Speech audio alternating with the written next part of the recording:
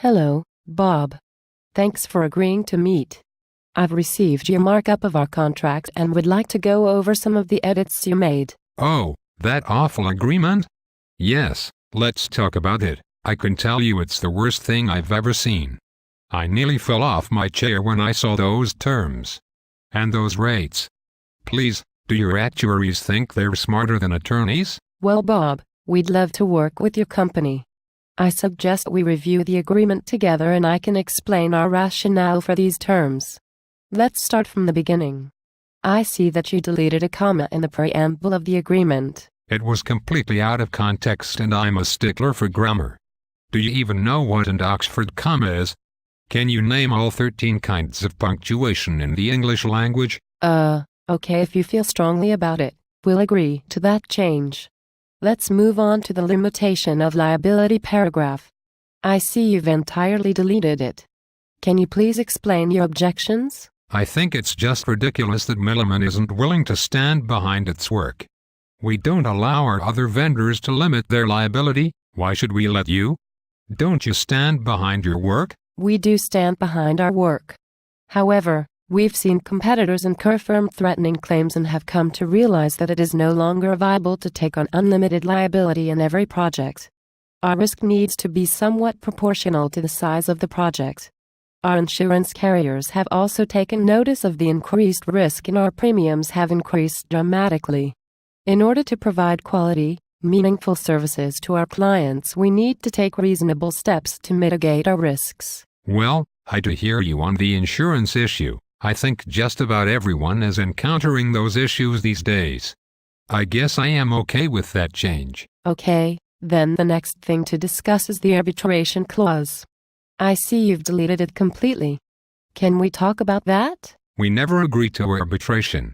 It's ridiculously expensive, especially with 3 arbitrators. Why not just use the courts? What's wrong with jury trials? I love juries and they love me. Haven't you ever seen Keanu Reeves in The Devil's Advocate? I just love that movie. Hurrah! Hurrah! Isn't that Pacino from Scent of a Woman? Are you trying to tell me I don't know Pacino? I know Pacino. Hey, you talking to me? You talking to me? That is not even Pacino. That is Bobby De Niro and Joe Pesci. You were wrong. Hurrah! All right. Back to the issue at hand. We've found time and again that the average layperson doesn't even know what an actuary does, let alone understand the complexities of the claims brought against actuaries. We are simply asking our clients to agree that it is reasonable to use adjudicators who actually understand the issues.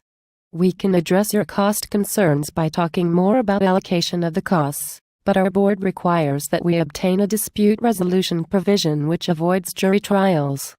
Do you think we can come to agreement on that? Look at me. I could have had class.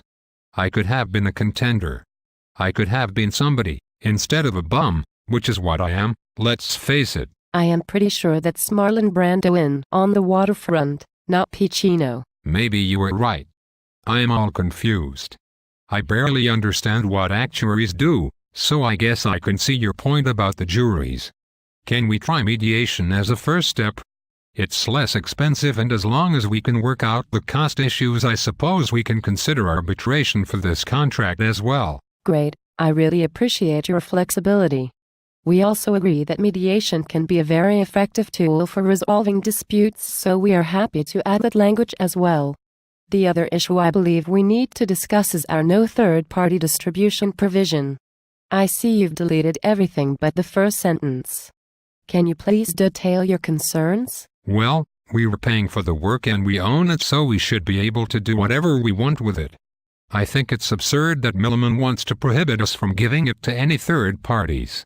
We need to give it to our lawyers and probably our auditors and who knows who else. Well, we certainly don't mean to prevent you from being able to conduct your business in its normal course. We can add specific language in the agreement to allow you to distribute Milliman's work to your service providers, such as lawyers and your auditor. However, we intend to only have a legal duty to you, our client. If third parties receive our work and rely on it to make financial decisions, we incur the risk of being sued by those parties, so we would require them to first sign a release agreement before receiving the work. This is why we require the client to seek our prior consent before distributing the work product. Well, our people sure do like that Kevin Daly. Also, I heard he invented the internet and Cool Ranch Doritos. Yes, he is a wonderful person and we are thrilled he is a part of our team.